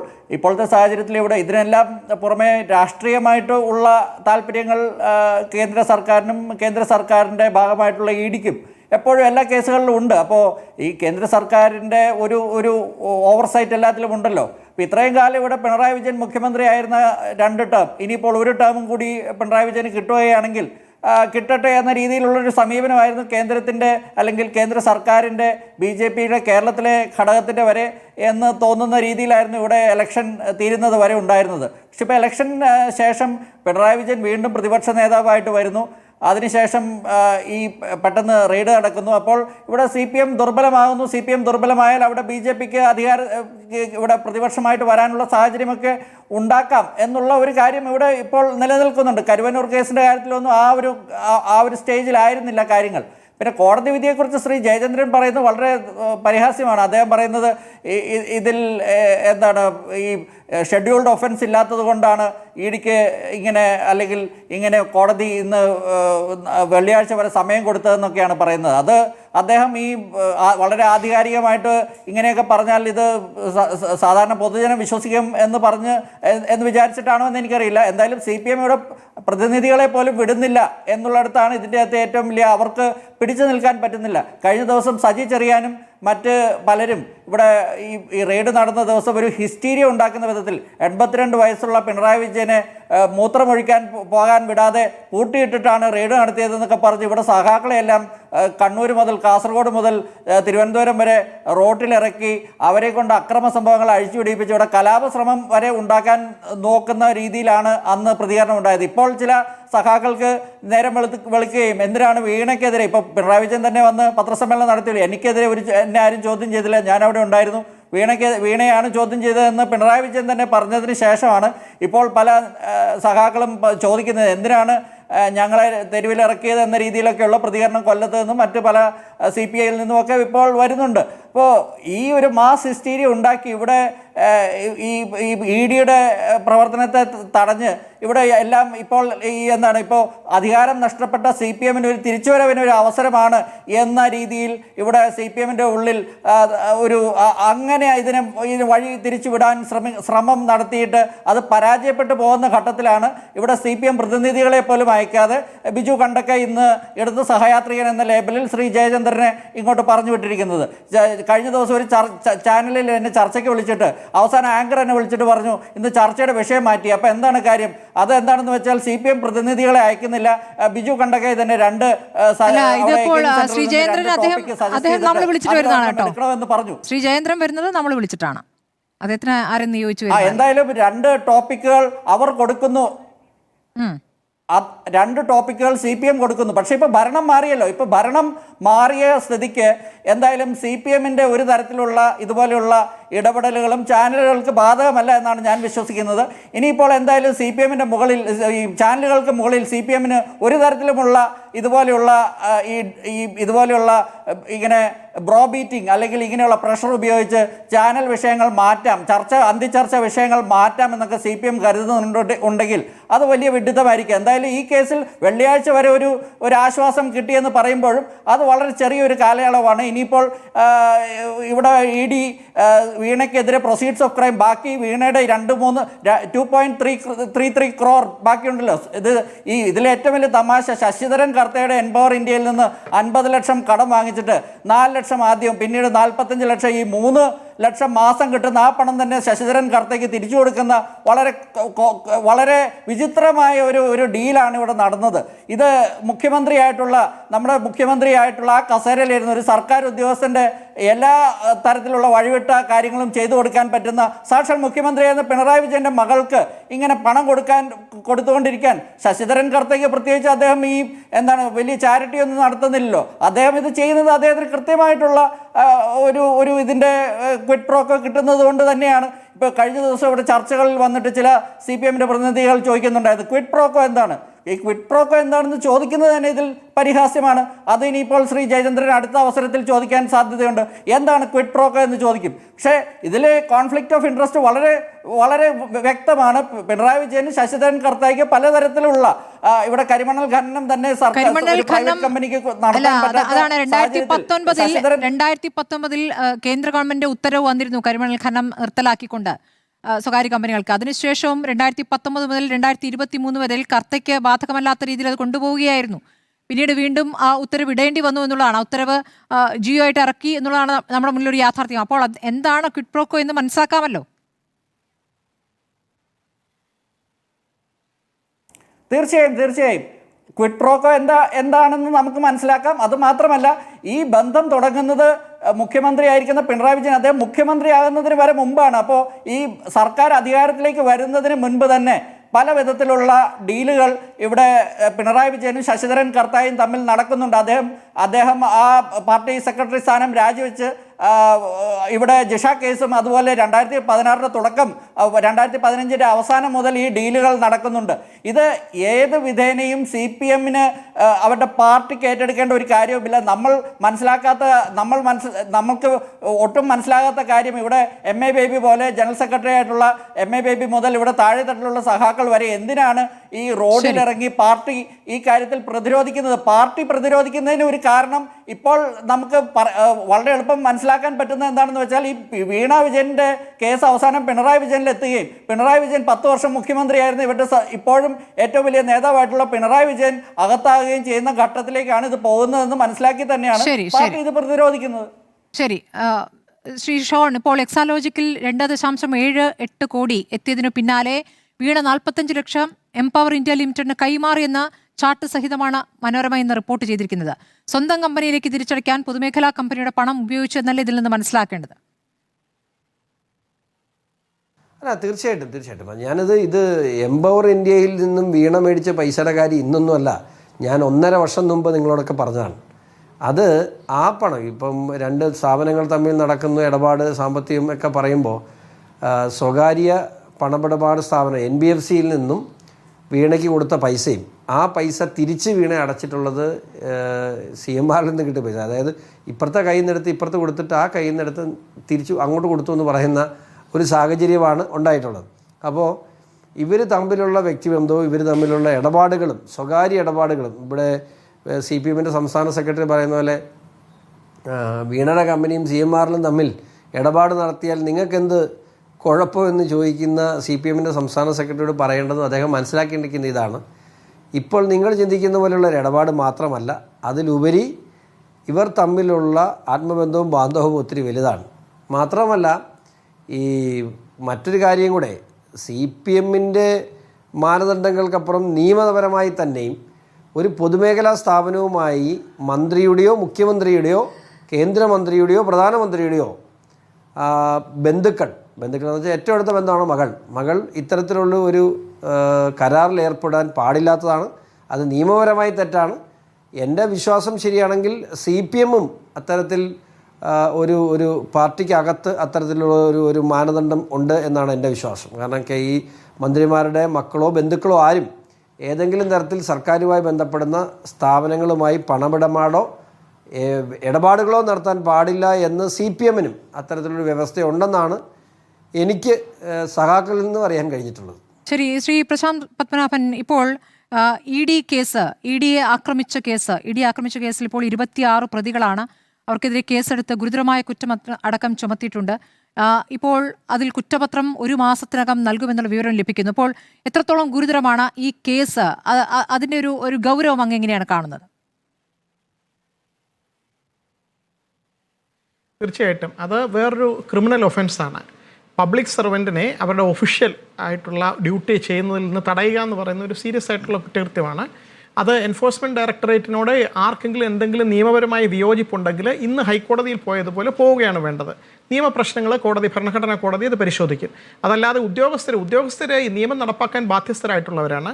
അവർ ആ നിയമം പാലിക്കാൻ വേണ്ടി വരുമ്പോൾ അവരെ തടയുകയോ അല്ലെങ്കിൽ ആക്രമിച്ച് അതിൽ നിന്ന് ഒഴിവാക്കാമെന്നോ കരുതുകയോ ശ്രമിക്കുകയോ ഒക്കെ ചെയ്യുന്നത് വളരെ സീരിയസ് ആയിട്ടുള്ള ഒഫൻസാണ്. അതിൽ കുറ്റക്കാരെന്ന് കണ്ടെത്തി കഴിഞ്ഞാൽ വലിയ ശിക്ഷ കിട്ടുന്നു. അങ്ങ് നേരത്തെ ചൂണ്ടിക്കാണിച്ചതുപോലെ വളരെ ലളിതമായിട്ടുള്ള സാഹചര്യങ്ങളിൽ നിന്ന് വന്നിട്ട് വെറുതെ അവർ ജീവിതത്തിലെ നല്ലൊരു ഭാഗം കോടതി കയറി ഇറങ്ങി പോകേണ്ട ഒരു അവസ്ഥ, അത് ചിലപ്പോൾ വെറുതെ വിടുകയാണെങ്കിൽ പോലും സമയം നഷ്ടമാകുന്ന ഒരു അവസ്ഥയിലേക്കാണ് പോകുന്നത്. ഞാൻ ഒരു കാര്യം ചെറുതായിട്ടൊന്ന് വിശദീകരിച്ചോട്ടെ. നേരത്തെ ഇടത് സഹയാത്രികൻ ഇവിടെ പറഞ്ഞു ഞാൻ ഈ ഹൈക്കോടതിയിലെ വാദങ്ങൾ സപ്പോർട്ട് ചെയ്തെന്നുള്ള രീതിയിൽ. ഞാൻ വാദങ്ങൾ സപ്പോർട്ട് ചെയ്യല്ല, ഇന്ന് ഹൈക്കോടതിയിൽ നടന്നത് എന്താണ് എന്ന് വിശദീകരിക്കുകയായിരുന്നു ചെയ്തത്. ഇത് സുപ്രീം കോടതി തന്നെ വിജയ് മദൻലാൽ ചൗധരി എന്നുള്ള ഒരു ജഡ്ജ്മെൻറ്റിനകത്ത് പറയുന്നുണ്ട് പല കാര്യങ്ങൾ. ആ ഒരു ജഡ്ജ്മെൻറ്റിനകത്ത് നിയമത്തിലെ പ്രശ്നങ്ങൾ വിശദീകരിക്കുമ്പോൾ പറയുന്നുണ്ട് ഇതിനകത്തൊരു ഷെഡ്യൂൾഡ് ഒഫൻസ്, അതായത് PMLA എന്ന് പറയുന്ന നിയമത്തിൽ കൊടുത്തിരിക്കുന്ന പട്ടികയിൽ പറഞ്ഞിരിക്കുന്ന കുറ്റകൃത്യങ്ങളുണ്ട്. ആ കുറ്റകൃത്യങ്ങൾ നടന്നു കഴിയുമ്പോഴാണ് ആ കുറ്റകൃത്യങ്ങളിൽ നിന്ന് കിട്ടിയ പണമാണ് അത് കള്ളപ്പണമാകുന്നത്. ആ കള്ളപ്പണം വെളുപ്പിക്കുമ്പോഴാണ് PMLA അട്രാക്റ്റഡ് ആകുന്നതെന്ന് പറയുന്നുണ്ട്. ഈ ജഡ്ജ്മെൻറ്റിനകത്ത് തന്നെ ചില കാര്യങ്ങളിൽ വ്യക്തത വരുത്തണമെന്ന് പറഞ്ഞ് സുപ്രീം കോടതി തന്നെ അതിൽ റിവ്യൂ ചെയ്യാൻ തയ്യാറായിട്ടുണ്ട്. നമ്മളിപ്പോൾ കണ്ടു അരവിന്ദ് കെജ്രിവാളിൻ്റെ കേസാണെങ്കിലും അത് ട്രയൽ കോടതി ഒരു വിധി പറഞ്ഞു. അതിനെതിരെ ഹൈക്കോടതിയിൽ ഇപ്പോൾ വാദം പൂർത്തിയായിരിക്കുകയാണ്. ഹൈക്കോടതി അത് പരിശോധിച്ചുകൊണ്ടിരിക്കുന്നു. ഇതുപോലുള്ള നിയമപ്രശ്നങ്ങൾ വീണ്ടും വരുമ്പോൾ ഇതിൽ വ്യക്തത വരേണ്ടതുണ്ട്. ഇപ്പോൾ ഹൈക്കോടതി നിയമത്തിൽ വ്യക്തത വരുത്തുകയാണെങ്കിൽ, ഹൈക്കോടതികളും സുപ്രീം കോടതിയാണ് ചെയ്യുന്നത്. ഹൈക്കോടതിയുടെ ഡിവിഷൻ ബെഞ്ച് ഇതിൽ വ്യക്തമായിട്ടൊരു കാര്യം പറയുകയാണ്. അതായത് ഒരു FIR രജിസ്റ്റർ ചെയ്യുന്നത് ഒരു പ്രീ കണ്ടീഷനാണോ, ആദ്യം അതുണ്ടായിരിക്കണോ, അതിനുശേഷം മാത്രമേ ഈ PMLA വരുന്നുള്ളൂ, അതോ അതിന് മുമ്പ് തന്നെ എൻഫോഴ്സ്മെൻറ്റ് ഡയറക്ടറേറ്റിന് ഇത് സംബന്ധിച്ച് അന്വേഷണങ്ങൾ നടത്തുന്നതിൽ തടസ്സമില്ലയോ? ഇപ്പോൾ വിവിധ ഹൈക്കോടതികൾ വിവിധ ഡിഫറൻറ്റ് വ്യൂ എടുക്കുകയാണെങ്കിൽ അത് വീണ്ടും സുപ്രീം കോടതി വന്നിട്ട് സുപ്രീം കോടതി ആധികാരികമായിട്ട് അതിനെപ്പറ്റി എന്തെങ്കിലും പറയേണ്ടിയിരിക്കുന്നു. കാരണം ഇതിനെല്ലാം വളരെ സീരിയസ് ആയിട്ടുള്ള പീനൽ കോൺസിക്വൻസ്, അതായത് പൗരൻ്റെ വ്യക്തികളുടെ അവകാശങ്ങൾ, ആരെങ്കിലും ആയിക്കൊള്ളട്ടെ, ഞാനിപ്പോൾ ആരാണ് കുറ്റക്കാരല്ലെന്നുള്ളതൊന്നുമല്ല, അത് കോടതിയാണ് തീരുമാനിക്കേണ്ടത്. ആ ഒരു ഇഷ്യൂ വരുമ്പോൾ നാളെ പ്രതിക്കൂട്ടിൽ നിൽക്കുന്നയാൾക്ക് എല്ലാ നിയമത്തിൻ്റെതായിട്ടുള്ള പരിരക്ഷകളും കിട്ടണം. അതിനുശേഷം സുതാര്യമായ ഒരു അവസ്ഥയിലൂടെ അതിൽ നിയമത്തിൽ കൃത്യമായിട്ട് പരിശോധിച്ചതിന് ശേഷമാണ് ഒരാളെ ശിക്ഷിക്കുന്നതെന്ന് ഉറപ്പുവരുത്താൻ വേണ്ടി സുപ്രീം കോടതി തന്നെ നേരത്തെ പറഞ്ഞതും വീണ്ടും ഊന്നി പറയുന്നതുമായിട്ടുള്ള ചില പരിരക്ഷകളുണ്ട്.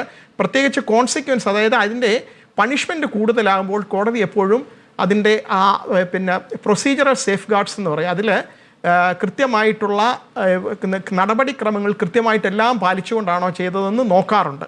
അപ്പോൾ ആ ഒരു വാദമാണ് ഇന്ന് നടന്നത്. അത് വളരെ ദീർഘമായിട്ട് ഇന്ന് ഹൈക്കോടതിയിൽ 3 മണിക്കൂറോളം വാദം കേട്ടു. അപ്പോൾ വെള്ളിയാഴ്ച അതിന് ദീർഘമായിട്ടുള്ളൊരു വിധി വരുമെന്ന് പ്രതീക്ഷിക്കാം. ആ വിധി വരുമ്പോൾ നമ്മൾ പ്രതീക്ഷിക്കുന്നത് എന്താണ്, നിയമത്തിനെ എങ്ങനെ വ്യാഖ്യാനിച്ചാലും നീതി നടപ്പാകണം. നീതി നടപ്പാകുന്ന രീതിയിൽ ആ വ്യാഖ്യാനം വളരെ ടെക്നിക്കലായിട്ട് പോകാതെ വരുമെന്ന് പ്രതീക്ഷിക്കുന്നു. കാരണം ഇത് കോടതികളും ഇതിനെപ്പറ്റി നിയമത്തിൻ്റെ പല കാര്യങ്ങളും ഉരുത്തിരിഞ്ഞുകൊണ്ട് വരികയാണ്. മാത്രമല്ല ഇന്ത്യയിൽ മാത്രമല്ല ലോകമെമ്പാടും ഇങ്ങനെയുള്ള പ്രശ്നങ്ങളുണ്ട്. ഇപ്പോൾ ഈ പെട്ടെന്നുള്ള ഇതുപോലുള്ള ഒഫൻസുകൾ തടയണമെങ്കിൽ ഇപ്പം സൈബർ ക്രൈംസ്, അതുപോലെ ഫിനാൻഷ്യൽ തട്ടിപ്പുകളൊക്കെ വരുന്നത് ഒരു രാജ്യത്ത് മാത്രമല്ല, പലപ്പോഴും അത് വരുന്നത് വെളിയിൽ നിന്നൊക്കെ ഉള്ളതായിരിക്കും. അപ്പോൾ അതിൽ ഇന്ത്യ കൂടി പങ്കാളിയാണ്. ഇങ്ങനെയുള്ള കാര്യങ്ങൾ, ഫിനാൻഷ്യൽ ക്രൈംസ് ഒക്കെ തടയാൻ വേണ്ടി ഇന്ത്യ കൂടി ഭാഗമായിട്ടുള്ള പല ഉടമ്പടികളുണ്ട്, അന്താരാഷ്ട്ര ഉടമ്പടികൾ. അപ്പം 2 കാര്യങ്ങൾ നോക്കും. അത് എൻഷുർ ചെയ്യേണ്ടത്, ഒന്ന് പ്രൊസീജറൽ സേഫ് ഗാർഡ്സ് ഉണ്ടോ എന്ന് നോക്കും.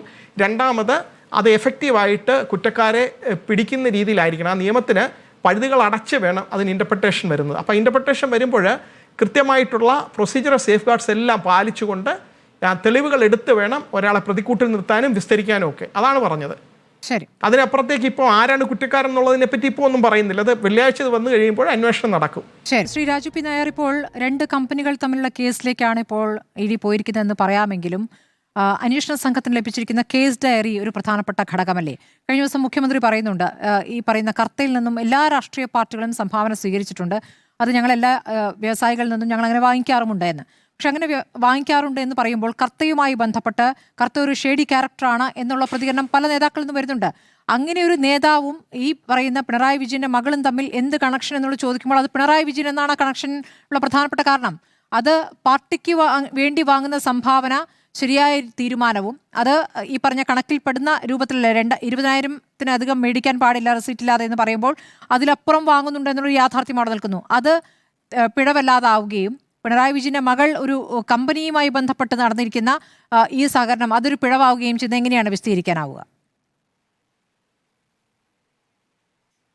അല്ല, അതെല്ലാം അന്വേഷണ പരിധിയിൽ കൊണ്ട് തന്നെ യാതൊരു ബുദ്ധിമുട്ടില്ല. കഴിഞ്ഞ ദിവസം ആഭ്യന്തരമന്ത്രിയോട് ചോദിച്ചപ്പോൾ അദ്ദേഹം പറഞ്ഞു അന്വേഷിക്കട്ടെ, ഇനിയും വേണമെങ്കിൽ അന്വേഷിക്കട്ടെ എന്നാണല്ലോ. അപ്പോൾ ഇവിടെ RCയും KK മാത്രമല്ല PVയും കൂടി ആ പൈസ മേടിച്ചതിലുണ്ട് എന്നുള്ളത് കൊണ്ടാണല്ലോ. ഇപ്പം രമേശ് ചെന്നിത്തലയും കുഞ്ഞാലിക്കുട്ടിയും ഇത് ആരോപണം ഉയർന്നപ്പോൾ തന്നെ പറഞ്ഞല്ലോ ഞങ്ങൾ ഇന്നതിനും മേടിച്ചതാണ്, ഞങ്ങൾ അന്വേഷിച്ചോളൂ എന്ന് പറഞ്ഞു. അന്ന് PV ഞാനല്ല എന്ന് പറഞ്ഞ് സ്ഥാപിക്കാനാണല്ലോ പിണറായി വിജയൻ ശ്രമിച്ചത്. പിന്നീട് അതിലെ ഒരു ഭാഗത്ത് പറയുന്ന PV എല്ലാം താനാണെന്നും ഈ പറയുന്ന വീണ തൈക്കണ്ടിയിൽ എൻ്റെ മകളാണെന്നും പിന്നീട് അംഗീകരിക്കേണ്ടി വന്നു. അപ്പം അന്വേഷിക്കുന്നതിൽ കുഴപ്പമില്ല. ഒരുപക്ഷെ PV നടത്തിയിട്ടുള്ള ഇടപാടുകൾ മറച്ചു വെക്കുന്നതിന് വേണ്ടിയായിരിക്കും രമേശ് ചെന്നിത്തലയും കുഞ്ഞാലിക്കുട്ടിയും ഉൾപ്പെടെയുള്ള, അത് മാത്രമല്ല ഗോവിന്ദൻ മുതൽ ഇങ്ങോട്ടേക്ക് പോലീസിനും മാധ്യമപ്രവർത്തകർക്കും ഒക്കെ പണം കൊടുത്തിട്ടുണ്ടുണ്ട്. അതെല്ലാം അന്വേഷിക്കാത്തത് ഒരു പക്ഷേ PV കാരണത്തല്ല. ഇതിനകത്ത് ഏറ്റവും പ്രധാനപ്പെട്ട പ്രശ്നം എന്താ, എങ്ങനെയാണ് ക്വിഡ് പ്രോക്കോ വരുന്നത്? ക്വിഡ് പ്രോക്കോ വരുന്നത് ഈ പണം മേടിച്ചത് കൊണ്ട് അല്ലെങ്കിൽ ആരെങ്കിലും വരുന്ന ഇടപെടലുകൊണ്ട് നമുക്ക് ആർക്കെങ്കിലും ഗുണമുണ്ടാകുമ്പോഴാണ്. അത് 2014 മുമ്പ് ക്വിഡ് പ്രോക്കോ വലിയൊരു വിഷയമാണ്. ഇപ്പോൾ പവൻ ബൻസലാണെങ്കിലും അതുപോലെ തന്നെ ദയാനിധി മാറനൊക്കെ ആണെങ്കിലും രാജിവെച്ചത് ക്വിഡ് പ്രോക്കോ ആരോപണത്തിലാണ്. അതല്ലാതെ ഏറ്റവും പ്രധാനപ്പെട്ട അന്നത്തെ ആരോപണം രാജിവെക്കാനുണ്ടായത് ക്വിഡ് പ്രോക്കോ ആണ്. അപ്പോൾ ആ ക്വിഡ് പ്രോക്കോ 2014 ശേഷം ആർക്കും ആപ്ലിക്കബിൾ അല്ല എന്ന് വന്നിട്ടുണ്ടെന്നുള്ളത് ശരിയാണ്. പിണറായി വിജയനെ സംബന്ധിച്ചുള്ള എന്താ, അദ്ദേഹത്തിൻ്റെ ആദ്യത്തെ നിലപാട് എന്തായിരുന്നു? അദ്ദേഹത്തിൻ്റെ മുൻ നിലപാട് കരിമണൽ കർത്തയ്ക്കെതിരായിരുന്നു. കരിമണൽ കർത്തയ്ക്കെതിരെ വലിയ രൂക്ഷമായ വിമർശനം നടത്തുകയും അതിനെതിരെ സമരം ചെയ്യുകയും ചെയ്ത ഒരാളല്ലേ പിണറായി വിജയൻ. നമ്മൾ നാട്ടിലൊക്കെ കണ്ടിട്ടുണ്ടല്ലോ, ഏതെങ്കിലും ബ്രാഞ്ച് സെക്രട്ടറിക്ക് എവിടെയെങ്കിലും ഭൂമി നികത്തുമ്പോൾ അവിടെ പോയി ഒരു ചുവന്ന കൊടി കുത്തും. ആ ചുമന്ന കൊടി കുത്തിയിട്ട് പോകുന്നത് എന്തിനാ? പിറ്റേ ദിവസം ഈ നികത്താൻ പോകുന്നവൻ ഈ ബ്രാഞ്ച് സെക്രട്ടറി വീട്ടിൽ ചെന്ന് ചർച്ച നടത്തും. അയാൾക്ക് എന്തെങ്കിലും പൈസ കൊടുത്ത് അത് സെറ്റിൽ ചെയ്ത് അവിടെ നികത്തും. ഈ പണിയല്ലേ പിണറായി വിജയൻ ചെയ്തത്? ഭരണത്തിന് വരുന്നതിന് മുമ്പ് അദ്ദേഹത്തിന് ഈ കരിമണൽ കർത്തയുടെ വലിയ രൂക്ഷമായ ആരോപണങ്ങൾ അദ്ദേഹം ഉന്നയിക്കുകയും അതിനുശേഷം ഭരണത്തിൽ വന്നു കഴിഞ്ഞപ്പോഴത്തേക്ക് അദ്ദേഹത്തിന് വേണ്ട എല്ലാ സൗകര്യവും ചെയ്തു കൊടുത്തു. സൗകര്യങ്ങൾ എന്താ? കേരളത്തിന്റെ നമ്മുടെ എല്ലാവർക്കും അവകാശപ്പെട്ട കേരളത്തിന്റെ വിഭവങ്ങളെ തന്നെ കൊള്ളയടിക്കാനല്ലേ ചെയ്തു കൊടുത്തത്. ഇവിടെ സൂചിപ്പിച്ചത് 2019 ഉത്തരവ്.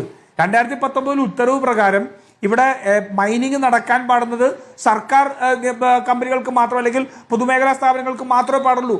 അത് നടപ്പാക്കിയില്ലെന്ന് മാത്രമല്ല, അത് റദ്ദ് ചെയ്തു. എപ്പോഴാണ് റദ്ദ് ചെയ്തത്? റദ്ദ് ചെയ്തത് ഇൻകം ടാക്സിന്റെ ഇന്ററിം സെറ്റിൽമെന്റ് ബോർഡിന്റെ വിധി വന്നതിന് ശേഷമാണ്. ഇൻകം ടാക്സിന്റെ ഇന്ററിം സെറ്റിൽമെന്റ് ബോർഡിന്റെ വിധി വന്നതിന് ശേഷം 2 കാര്യങ്ങൾ നടന്നു. ഒന്ന്, വീണ തൈക്കണ്ടികളുടെ കമ്പനി പൂട്ടിപ്പോയി. 2, 2019 ഉത്തരവ് നടപ്പാക്കി ഇല്ലേ. ഇനി ഇതിനകത്ത് പങ്കാളിയായിട്ടുള്ള KSEDC ഞാൻ നേരത്തെ സൂചിപ്പിച്ച പോലെ ഒരു പൊതുമേഖലാ സ്ഥാപനവും അവരുടെ പണം ഇതിനായിട്ട് ഇൻവെസ്റ്റ് ചെയ്തിട്ടുണ്ട്. അപ്പം ജനങ്ങളുടെ പണത്തെ കൊള്ളയടിക്കാൻ വേണ്ടി തന്നെയാണ് ഈ മുഴുവൻ അഴിമതിയും നടന്നിട്ടുള്ളത്. അതിലൊന്നും മാറി നിൽക്കാനായിട്ട് ഇവർക്ക് ആർക്കും പറ്റില്ല. പിണറായി വിജയനെ സംബന്ധിച്ചോളം അദ്ദേഹത്തിന്റെ മകളെ സംബന്ധിച്ചോളം ഇതിനകത്ത് കൃത്യമായിട്ട് ഞാൻ പറയല്ലോ, ഇന്ററിം സെറ്റിൽമെന്റ് ബോർഡിന്റെ വിധിയെടുത്താൽ എക്സാലോജിക്കിലേക്ക് 3 ലക്ഷം രൂപയും വീണ തൈക്കണ്ടിയുടെ അക്കൗണ്ടിലേക്ക് 5 ലക്ഷം രൂപയാണ് പോയിരിക്കുന്നത്. അതുകൂടാതെ നേരത്തെ പറഞ്ഞ ഇനീഷ്യൽസിൽ PVക്ക് ഭീമമായ തുക പോയിട്ടുണ്ട്. ഭീമമായ തുക PVക്ക് പോയിട്ടുണ്ട്. അപ്പോൾ ഇതിലെല്ലാം കൃത്യമായിട്ടുള്ള കണക്ഷൻസ് ഉണ്ട്. പ്രതിപക്ഷത്ത് നിൽക്കുന്ന ഏതെങ്കിലും ആൾക്ക് കൊടുക്കുന്ന പണം വെച്ചുകൊണ്ട് സർക്കാരിൻ്റെ ഇതിനെ സ്വാധീനം ചെയ്യാൻ പറ്റില്ലല്ലോ.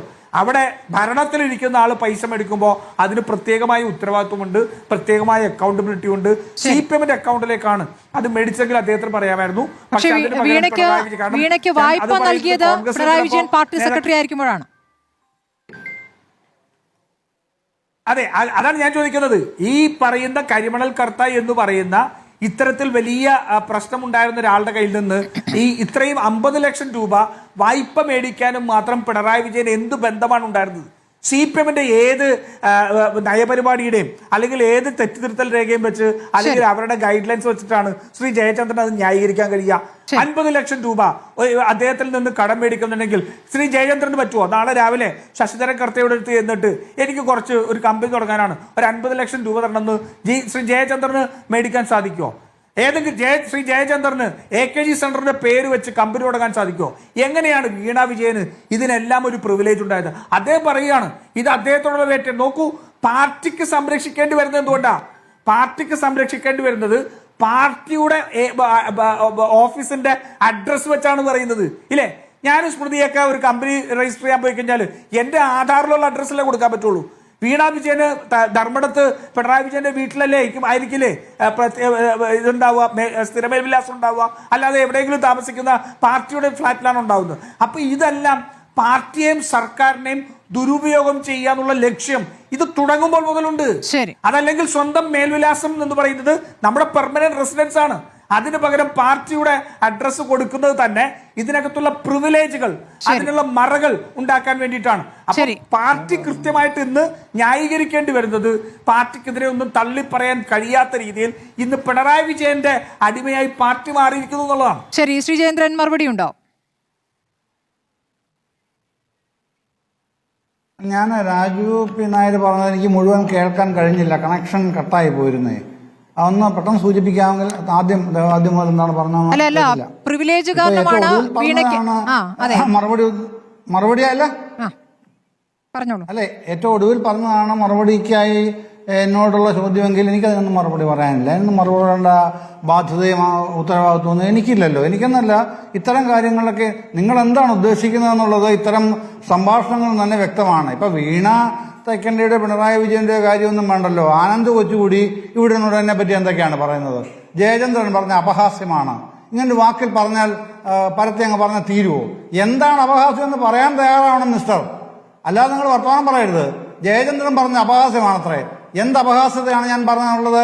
ഒരക്ഷരം പറയാൻ താങ്കൾക്ക് കഴിഞ്ഞിട്ടില്ലല്ലോ. കുറെ പറഞ്ഞല്ലോ, പിന്നെയും ഞാൻ ന്യായീകരിക്കാൻ വരുന്നതൊക്കെ. ഇത്തരം വർത്തമാനങ്ങളൊക്കെ ആർക്കും പറയാൻ കഴിയും രാജു? അതാണ് കാര്യം. ഇങ്ങനെ അടിസ്ഥാനരഹിതമായ ജൽപ്പനങ്ങൾ അതാണ് നടത്തുന്നത്. ഞാൻ ആൾക്കാരെ ഏതാണ്ട് തെറ്റിദ്ധരിപ്പിക്കാൻ ശ്രമിക്കുകയാണെന്നാണ് അദ്ദേഹത്തിന്റെ ഗവേഷണം നടത്തി കണ്ടുപിടിച്ചിട്ടില്ല. ആദ്യം ഇത്തരം കാര്യങ്ങളൊക്കെ പറയുമ്പോൾ വ്യക്തതയോടെ പറയാൻ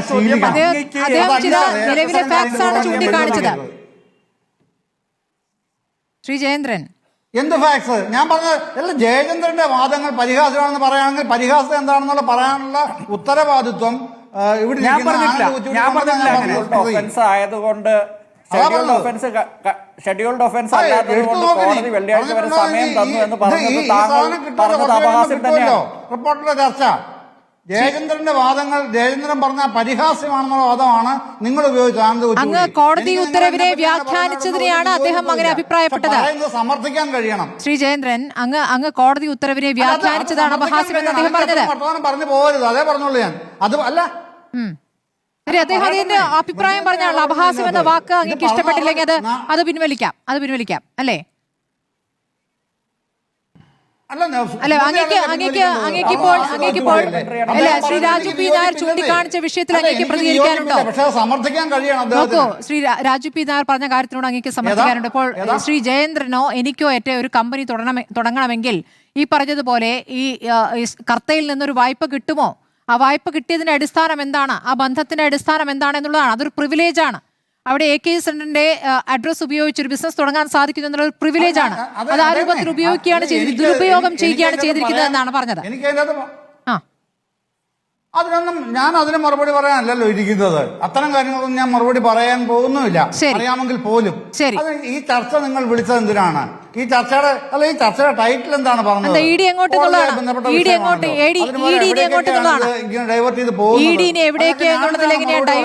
എങ്ങനെയാണ് ഡൈവേഷൻ വരുന്നത്? എന്ത് ഡൈവേർട്ട് ചെയ്തെന്നാണ്? ഇനി എവിടേക്ക് എന്നുള്ള ചോദ്യത്തിൽ ഇഡിനെ അടുത്ത് സമൻസ് കൊടുക്കാൻ പോകുന്നത് വീണയ്ക്കാണ് എന്നുള്ള വാർത്ത ഇതിനകം പുറത്തു വന്നതാണ്. പിണറായി വിജയൻ അല്ല, ഒരാൾ പറയുന്നത് പിണറായി വിജയൻ തുറുങ്കിലേക്കാണ് പോകുന്നത്. അത് അദ്ദേഹത്തിന്റെ അഭിപ്രായമല്ലേ? അത് അദ്ദേഹത്തിന്റെ അഭിപ്രായമല്ലേ? നമ്മളാരും പറഞ്ഞില്ലല്ലോ. അത് അദ്ദേഹത്തിന്റെ അഭിപ്രായമാണ് അദ്ദേഹം പറഞ്ഞത്. ഇത്തരം കാര്യങ്ങൾക്ക് മറുപടി പറയാൻ എനിക്ക് അഭിപ്രായം ഇല്ല. അല്ല, അത് മാത്രമല്ലല്ലോ ഇതുവരെ ഉയർന്ന ചോദ്യം. അത് മാത്രമാണ് ഇതുവരെ ഉയർന്നത്. അങ്ങേക്ക് ഇതിൽ അഭിപ്രായമില്ല. ശരി, ഞാൻ തിരിച്ചെത്താം ഇടവേളയ്ക്ക് ശേഷം. ഞാൻ നിർത്തി. ശരി, ഞാൻ താങ്കളോട് നേരത്തെ പറഞ്ഞിരുന്നു എനിക്ക് കുഴപ്പമില്ല. സ്മൃതി ഞാൻ ചൂണ്ടിക്കാണിച്ചിരുന്നു. ഷോൺ, ഇപ്പോൾ ED ഉദ്യോഗസ്ഥരെ ആക്രമിച്ച കേസിൽ കുറ്റപത്രം 1 മാസത്തിനുള്ളിൽ എന്നാണ് അറിയാനാകുന്നത്. അതൊരു വൈകലാണോ അതോ വേഗം നൽകലാണോ? അല്ല, 90 ദിവസം വരെ നിയമപരമായി തന്നെ അതിന് സമയമുണ്ടല്ലോ. അപ്പോൾ അതിനെ പ്രത്യേകിച്ചൊരു വൈകലായിട്ടൊന്നും ഞാൻ കാണുന്നില്ല. സ്വാഭാവികമായിട്ടും പോലീസിന് അതിനുള്ള സമയമെടുക്കാനുള്ള ഇതുണ്ട്. പ്രതികളെ അറസ്റ്റ് ചെയ്തിട്ടുണ്ട്. പക്ഷേ ഇതൊരു മാതൃകയാകണം. ഇത്തരത്തിൽ ഏതെങ്കിലും ഒരു അന്വേഷണ ഏജൻസി, അതും ബലമായി പിടിച്ചുകൊണ്ട് പോവോ അതൊന്നും അല്ലല്ലോ. ഒരു മാന്യമായ ഒരു അന്വേഷണ ഏജൻസി അവരുടെ ഔദ്യോഗിക കൃത്യനിർവഹണം നടത്തുമ്പോൾ അതിനെ ഭയപ്പെടുത്തി ഓടിപ്പിക്കാൻ ശ്രമിച്ചാൽ ഇനി ഇതൊരു പാഠമായി മാറണം. പക്ഷേ എനിക്ക് ആ പാവം സഖാക്കളോട് സഹതാപമുണ്ട്. കാരണം അവരുടെ ഇന്നലെ കണ്ടല്ലോ, ഇന്നലെ ശിവൻകുട്ടി മന്ത്രി അതിൽ ജയിലിലടയ്ക്കപ്പെട്ട ഒരു സഖാവിൻ്റെ വീട്ടിൽ ചെന്നപ്പോൾ ആ വീടിൻ്റെ അവസ്ഥ അപ്പോൾ ആർക്ക് വേണ്ടിയാണ് അവർ ആ വീട്ടിൽ താമസിക്കുന്ന ആ പാവം സഖാവ് ജയിലിൽ കിടക്കുന്നത്? മണിമാളകയിൽ വീണയ്ക്ക് സുഖമായി അന്തി ഉറങ്ങാൻ വേണ്ടിയാണ് എന്ന് ഓർക്കുമ്പോൾ ഒരു ദുഃഖം സ്വാഭാവികമായി എനിക്കും തോന്നി.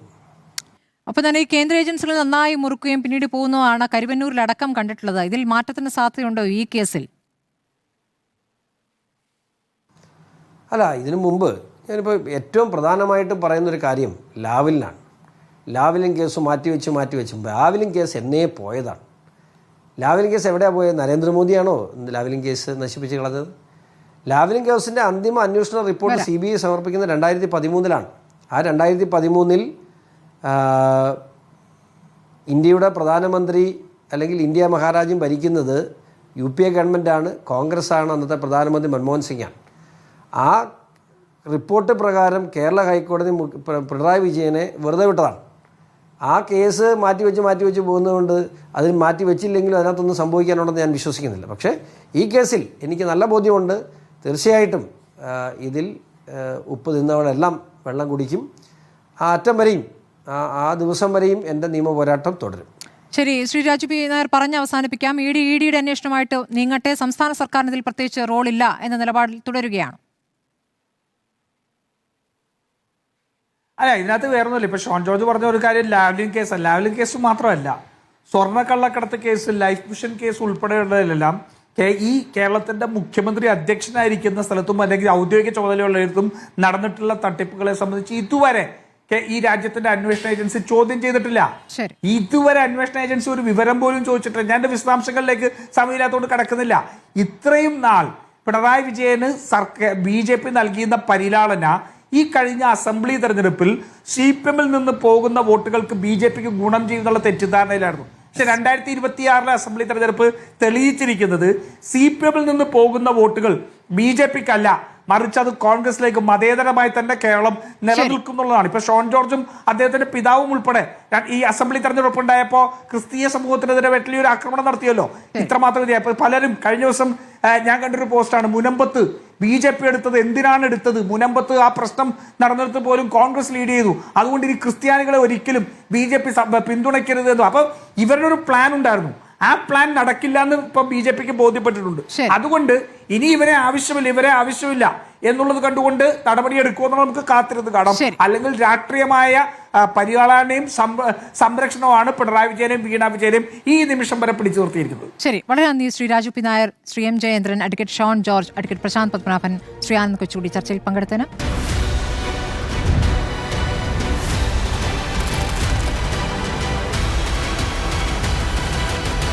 Debate with Smriti Paruthikad.